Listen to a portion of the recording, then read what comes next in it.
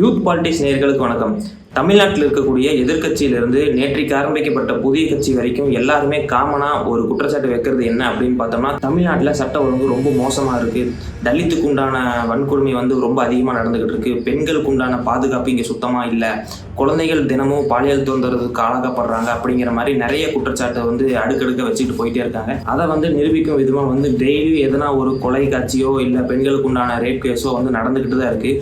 அது நிறைய மக்கள் மத்தியில் ஒரு பதற்றத்தையும் ஒரு பயத்தையும் ஏற்படுத்திக்கிட்டே தான் இருக்குது. இந்த வீடியோவில் நம்ம அது நடக்கிறதுக்கு உண்டான காரணங்கள் என்ன, ஆளுங்கட்சியினர் சில விஷயங்களை செய்யாமல் இருக்கிறாங்க அப்படின்னு நிறைய பேர் சொல்கிறாங்களே, அது என்ன, ஓட் பாலிட்டிக்ஸ்க்காக அவங்களோட கூட்டணி கட்சிகளும் அவங்க கிட்ட இதை காம்ப்ரமைஸ் பண்ணிட்டு இருக்கிறதா நிறைய பேர் சொல்றாங்க. அது உண்மையா அப்படிங்கிறத இந்த வீடியோவில் பார்த்துடலாம். முதல்ல தமிழ்நாட்டில் எவ்வளோ கிரைம்ஸ் நடக்குது அப்படிங்கிறத பார்த்தோம் அப்படின்னா, வருடத்துக்கு 5,40,000 கிரைம்ஸ் நடக்குது. இதில் பெண்களுக்கு எதிரான கிரைம் எவ்வளோ அப்படின்னு பார்த்தோம்னா 8,943 நடக்குது. சில்ட்ரன்ஸுக்கு எதிரான, அதாவது குழந்தைகளுக்கு எதிரான குற்றங்கள் 6,968 நடக்குது. தலித்துக்கு எதிரான குற்றச்சம்பவங்கள் 1,921 நடக்குது. அது போக மர்டர் கேஸ், இந்த மாதிரி கொலை வழக்கு அது எவ்வளோ நடக்குது அப்படின்னு பார்த்தோம்னா 11,300 நடக்குது. இது கடந்த 5 வருஷத்துல 68% உயர்ந்திருக்குது அப்படின்னு சொல்றாங்க. அது போக வருடத்துக்கும் 9.6% இன்க்ரீஸ் ஆகிட்டே போய்கிட்டு இருக்குது அப்படின்னு சொல்றாங்க. நம்மளே நிறைய வீடியோல பார்த்துருந்தோம். மித்த ஸ்டேட்ல இந்த மாதிரி கொலை சம்பவமோ தலித்துக்கு எதிரான குற்ற சம்பவம் நடந்துட்டா அப்படின்னா கேஸ் சீக்கிரமா ரெஜிஸ்டர் பண்ண மாட்டாங்க, எஃப்ஐஆர் போட மாட்டாங்க. எஃப்ஐஆர்னு ஒன்று போட்டாதான் இவ்வளோ கிரைம்ஸ் நமக்கு ரெஜிஸ்டர் ஆயிருக்கு அப்படின்னு சொல்லிட்டு ஒரு டேட்டா கிடைக்கும். அதை மித்த ஸ்டேட்ல இருக்கவங்க போட மாட்டாங்க. ஆனா நம்ம ஊர்ல இதற்கான விழிப்புணர்வு நிறைய இருக்கு, இதற்கான சப்போர்ட்டோ அதற்கான கட்சிகளோ நிறைய இருக்கனால நிறைய கிரைம்ஸ் பதிவு பண்ணப்படுது. பட் இருந்தாலும் நம்ம அதற்காக அடுக்கடுக்கா உயர்ந்துகிட்டு இருக்க கிரைம்ஸ் நம்ம நியாயப்படுத்திட முடியாது. இதை தடுக்கிறதுக்கு உண்டான வேலையில ஈடுபடக்கூடியது தான் நம்மளோட சட்டமும் நம்மளோட அதிகாரமும் போலீஸ் டிபார்ட்மெண்ட், இது எல்லாமே இதற்காக தான் இருக்கு. எல்லா கிரைம்ஸும் நம்ம ரிப்போர்ட் பண்ணிட்டா இது நம்மளோட அச்சீவ்மெண்ட் கிடையாது. இதுவே நம்ம நிறைய பேர் அச்சீவ்மெண்ட்டாக பேசிக்கிட்டு இருக்கோம். பட் இத்தனை வருஷம் இன்க்ரீஸ் ஆகிட்டே போயிட்டு இருக்கு. இதை எப்படி கம்மி பண்ணலாம், அதற்குண்டான எஜுகேஷன் நம்ம எப்படி கொடுக்கலாம் அப்படிங்கிறது இங்கே சுத்தமாக இல்லை. அதுதான் இங்கே மிகப்பெரிய பிரச்சனை. இந்த சமயத்தில் கூட திருமா அவர்கள் பிகைன் ரூட்ஸில் கொடுத்த இன்டர்வியூவில் அவர் என்ன சொல்லியிருந்தார் அப்படின்னா, இன்னுமே எஃப்ஐஆர் தலித்துக்கு எதிராக ஒரு குற்றம் நடந்தால் போட மறுக்கிறாங்க அப்படிங்கிற மாதிரி சொல்லியிருந்தாங்க. ஸோ இவங்க எல்லாமே சேர்ந்து போய் கூட்டமாக நின்று போராடினா தான் அந்த எஃப்ஐஆரே போடுற மாதிரி சொல்கிறாங்க. இந்த மாதிரி நிறைய ரிப்போர்ட் அடுக்கடுக்காக நம்ம ரெஜிஸ்டர் பண்ணிவிட்டு அதை சுட்டி காட்டும் பட்சத்தில் அவங்க என்ன நினைக்கிறாங்க அப்படின்னா, இப்போ இருக்கக்கூடிய போலீஸ் இது எஃப்ஐஆர் போட வேண்டாம், ரிப்போர்ட் அதிகமாகிட்டே போனாலுமே கூட இவங்களுக்கு ஒரு ப்ரெஷர் வரும், என்ன இவ்வளோ வருது அப்படிங்கிறதுக்காகவே நிறைய இடத்துல ரிப்போர்ட் போடாமல் இருக்கிறதுக்கு உண்டான வேலைகளையும் அவங்க பார்த்துக்கிட்டு தான் இருக்காங்க. இந்த டிபேட்டோட தலித்துக்கு எதிரான குற்ற சம்பவங்கள் அதிகமாக நடக்கக்கூடிய டிஸ்ட்ரிக்ட் என்ன அப்படின்னு பார்த்தோம்னா, திருநெல்வேலி, மதுரை, தூத்துக்குடி, சிவகங்கை, புதுக்கோட்டை, இந்த 5 டிஸ்ட்ரிக்ட்ல தான் அதிகப்படியான தலித்துக்கு எதிரான குற்றங்கள் நடக்குது. இதற்கு எதிரான குற்றங்கள் நடக்கிறதுக்கு சில பேர் தூண்டி விடுறாங்க அப்படின்னு சொல்லிட்டு திரும்ப சொல்லிட்டு இருக்காரு.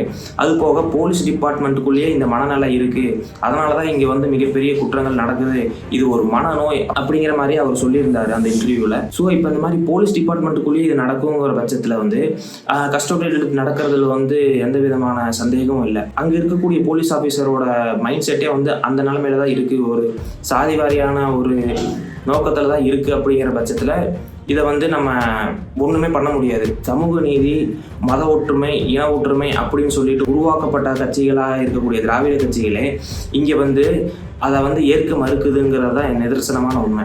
அனைத்து சாதியினரும் ஒன்றா இருக்கணும் அப்படிங்கிறத அந்த கட்சியில் இருக்கக்கூடியவர்களே ஏற்க மறுக்கிறாங்கிறதா நிதர்சனமான உண்மை. இது பொதுவெளியிலேயே நம்ம நிறைய மினிஸ்டர்ஸ் பேசுறதா இருக்கட்டும், பங்களிப்பதா இருக்கட்டும், இதில் நம்மளே பார்த்துருக்க முடியும். உதாரணத்துக்கு கே.ஏ. நேரு அவர்கள் கூட ஒரு ஜாதி மாநாட்டில் கடந்து பேசினதெல்லாம் இதை நம்ம எப்படி ஜஸ்டிஃபை பண்ண முடியும் அப்படின்னே சொல்ல முடியாது. இப்போ அவர் கண்டிப்பாக அந்த இதுக்காக தான் நிற்க போகிறாரு. இது ஓட் பாலிட்டிக்ஸ்க்காகவே நிறைய பேர் சாதியை குறி வச்சு தான் நிற்கிறது நிதர்சனமான உண்மை. அதுதான் இப்போ இது என்ன நடக்குது அப்படின்னா, நம்ம ஆரிய எதிர்ப்பு அப்படின்னு சொல்லிட்டு பிராமணர் ஆதிக்கத்திலிருந்து நம்ம வெளியே வந்துட்டதுக்கப்புறம் உங்களுக்கு கீழே இருக்கிறவங்களை சமூகமாக பார்க்கறதுக்கு உண்டான மனசு இங்கே யாருக்குமே கிடையாது. அதாவது எஃப்சி கேஸ்டில் இருக்கிறவங்களை நம்ம டாமினேட் பண்ணி அவங்கள வெளியே அனுப்புனதுக்கப்புறம் ஓபிசி கேஸ்ட் வந்து மிகப்பெரிய ஒரு ஆதிக்கத்துக்கு வந்து தமிழகத்தில் வந்துருச்சு. அதற்கு அப்புறமா வந்து இருக்கக்கூடிய கேஸ்ட்டுகளை வந்து அதே இடத்துல வந்து நிற்க வச்சு பார்க்கறதுல வந்து இங்கே இருக்கக்கூடிய தலைவர்களுக்கு வந்து மனம் இல்லாதனால இது வந்து அவங்களுக்கு எதிரான குற்றங்கள் வந்து நடக்கிறது வந்து அப்போ எப்படி நடந்துட்டு இருந்துச்சோ அதே தான் இப்போ நடந்துகிட்டு இருக்கு. இது வந்து திருமாவர்கள் வந்து எப்படி சொல்றாரு அப்படின்னா, நாங்கள் ஆரம்ப காலத்திலிருந்து இப்போ வரைக்குமே நாங்கள் பவரில் இருந்தாலுமே வந்து நாங்கள் போராடிக்கிட்டு தான் இருக்கோம். நாங்கள் ஆளுங்கட்சியாக இருந்தாலுமே நாங்கள் கவர்மெண்ட்டுக்கு எதிராக வந்து போராட வேண்டியதாக தான் இருக்குது. வேங்கை வெயில் போராட்டமாக இருக்கலாம், இந்த மாதிரி நிறைய போராட்டங்களுக்கு வந்து நாங்கள் முன்னின்று போராட்டம் நடத்தி நாங்கள் கேஸ் ஃபைல் பண்ணி நாங்கள் அது சட்டப்பூர்வமாக எடுத்துகிட்டு போக வேண்டிய சூழ்நிலை இருக்குது அப்படிங்கிற மாதிரி அவர் சொல்கிறாரு. இதை தான் வந்து ஆதவர்ஜுனா வந்து அவங்க நிறைய காம்ப்ரமைஸ் பண்ணிட்டு வந்து ஓட் பாலிட்டிக்ஸ்க்காக வந்து அவங்க அந்த கட்சி கூட்டணியில் இருக்காங்க அப்படிங்கிற மாதிரி ஒரு குற்றச்சாட்டு வைக்கப்படுது. அதாவது இன்னும் சிம்பிளாக புரிஞ்சுக்கலாம் அப்படின்னா, இப்போது பிஜேபி அவங்க வந்து முஸ்லீம் ஓட்டு எங்களுக்கு வேண்டாம், ஒரு முஸ்லீம் ஓட்டு கூட வேண்டாம்னு சொல்லிட்டு அவங்களை அக்ரெசிவாக அடிக்கிறதுனால அவங்களுக்கு சப்போர்ட்டாக இருக்கக்கூடிய பெரும்பாலான ஹிந்து பாப்புலேஷன் வந்து அவங்களுக்கு ஓட்டு போட்டு ஜெயிக்கிறாங்கல்ல, அதே கான்செப்ட் தான் எங்கேயும். இவங்க வந்து ஒரு குறிப்பிட்ட சாதியினரை வந்து அடிக்கிறது மூலிமா இவங்களோட பெரும்பாலும் இருக்கக்கூடிய சாதியினால ஓட்டு வந்து அதிகரிக்கிறதுனால இவங்க வந்து இந்த பாலிடிக்ஸை வந்து கையில் எடுக்கிறதா சொல்லப்படுது. இதில் வந்து பிஜேபி வேறு விதமாக செயல்படுது, இவங்க வேறு விதமாக செயல்படுறாங்கன்றதெல்லாம் காரணம் இல்லை. எல்லாருமே ஒன்று தான் செயல்படுறாங்க. இவங்க வந்து இன்டைரக்டாக அட்டாக் பண்ணி இந்த வேலையை செஞ்சுக்கிட்டு இருக்காங்க. இவங்க டைரக்டாகவே நான் இதை தான் பண்ண போகிறேன் அப்படின்னு சொல்லி அட்டாக் பண்ணிட்டு இருக்காங்க. அவ்வளோதான் உண்மை. ஆனால் இங்கே வந்து தலித்துக்குண்டான வன்கொடுமைகள் வந்து நடந்துக்கிட்டே தான் இருக்க போது, வருடம் இன்க்ரீஸ் ஆகிட்டே தான் போய்கிட்டு இருக்கு. இது வந்து ஆளுங்கட்சியில் இருந்தாலும் அவங்க கட்சியின் சார்பாக இருக்கக்கூடிய தலைவர்கள் போராடிக்கிட்டே தான் இருக்காங்க, எதிர்கட்சியாக இருந்தாலும் போராடிக்கிட்டே தான் இருக்காங்க, சமூக அமைப்பாக இருந்தாலும் அவங்க போராடிக்கிட்டே தான் இருப்பாங்க. இதனால எந்த விதமான மாற்றமும் ஏற்பட போகிறதில்லை. அதற்கான மாற்றாக வந்து இவங்களுக்கு உண்டான திட்டங்களும் இல்லை, செயல்பாடுகளும் இல்லை அப்படிங்கிறது வந்து யதார்த்தமான உண்மை. அது போக பெண்களுக்கு எதிரான வன்கொடுமையும் குழந்தைகளுக்கு எதிரான வன்கொடுமையும் வந்து அதிகமாக நடந்துக்கிட்டு தான் இருக்குது. இதுக்கு உண்டான ப்ராப்பர் எஜுகேஷன் இல்லை அப்படிங்கிறத தாண்டியும் இதற்கான ப்ராப்பர் செக்யூரிட்டி இல்லைங்கிறதா உண்மை. இப்போது உதாரணத்துக்கு எடுத்துக்கிட்டோம் அப்படின்னா, தூத்துக்குடியில் நடந்த 12ஆம் வகுப்பு மாணவியோட பாலியல் வன்கொடுமை நடந்து கொலை செய்யப்பட்ட சம்பவம். இதில் வந்து போலீஸ்கிட்ட கம்ப்ளைண்ட் பண்ண போக கூட போலீஸ் வந்து நீங்கள் போய் தேடுங்க அப்படிங்கிற மாதிரி அலட்சியமாக இருந்திருக்காங்க. இதனால் வந்து ஒரு பெண் அதிகாரியும் சஸ்பெண்ட் செய்யப்பட்டிருக்காங்க. போலீஸ் டிபார்ட்மெண்ட் வந்து கரெக்டாக எஃப்ஐஆர் ஃபைல் பண்ணி இது நடத்திருந்தா நீங்கள் ஒரு அதிகாரி சஸ்பெண்ட் பண்ணக்கூடிய சூழ்நிலை இல்லை. நீங்கள் சஸ்பெண்ட் பண்ணும்போதே தெரியுது இங்கே உங்கள் சைடு தான் வந்து ஏதோ பிரச்சனை இருக்குது அப்படிங்கிறது. நிறைய போலீஸ் டிபார்ட்மெண்ட் இதை வந்து சீரியஸாக எடுத்துக்கிறது இல்லை. பெண்களுக்கு எதிரான கிரைமோ குழந்தைகளுக்கு எதிரான கிரைமோ சீரியஸாக எடுத்து உடனடியாக செயல்படாமல் இருக்கிறது வந்து இதில் மிகப்பெரிய ஒரு குற்றச்சாட்டாக தான் வைக்கப்படும். இது வந்து சட்ட ஒழுங்கு கீழே தான் வரும். இது வந்து நீங்கள் தான் கண்காணித்து இதை வந்து நீங்கள் தான் வந்து மேற்கொள்ளணும். ஆனால் இது வந்து அப்படி அவ்வளோ ஃபாஸ்ட்டாக வந்து இங்கே யாருமே செயல்படுறது இல்லை அப்படிங்கிறதா உண்மை. இதனால தான் வந்து இந்த மாதிரி குற்றங்கள் வந்து அதிகப்படியாக நடந்துக்கிட்டு வருது. இதில் இன்னொரு முக்கியமான விஷயம் என்னவா பார்க்கப்படுது அப்படின்னா, சட்டம் வந்து அவ்வளோ ஸ்ட்ரிக்டாகவும் இல்லை. இது வந்து பண்ணால் நம்ம ஈஸியாக வெளியே வந்துடலாம் அப்படிங்கிற மாதிரி தான் இருக்குது. ரிப்பீட்டட் கிரைம்ஸ் தான் வந்து இங்கே அதிகமாக நடக்குதே தவிர புதுசாக ஒரு குற்றவாளிகள் வர்றது வந்து கம்மியாக தான் இருக்காங்க. ரிப்பீட்டட் கிரைம், அதாவது இப்போ ஒருத்தரை வந்து நடு ரோட்டில் வச்சு நிறைய பேரை கொலை பண்ணுறாங்க. ஒரு முந்தானத்து கூட சென்னையில் ஒரு இடத்துல வந்து ஒருத்தரை போட்டு கொலை பண்ணிட்டு இருந்தாங்க, கல் எடுத்து தலையில் போட்டு. இது வந்து பப்ளிக்காக அவ்வளோ வெளிச்சத்தில் இருக்கும்போது, அப்பார்ட்மெண்ட் வாசலில் இது நடக்குதுங்கும் போது அவங்களுக்கு எவ்வளோ தைரியம் இருக்கும். சரி, இதனால நமக்கு எந்த பிரச்சனையும் இல்லை, மிஞ்சி போனால் ஜெயில் கிடைக்கும், கொஞ்ச நாளில் பெயில் வாங்கிட்டு வந்துடலாம், இந்த மைண்ட் செட்டில் அவங்களுக்கு இல்லாமல் இருந்திருக்கும்.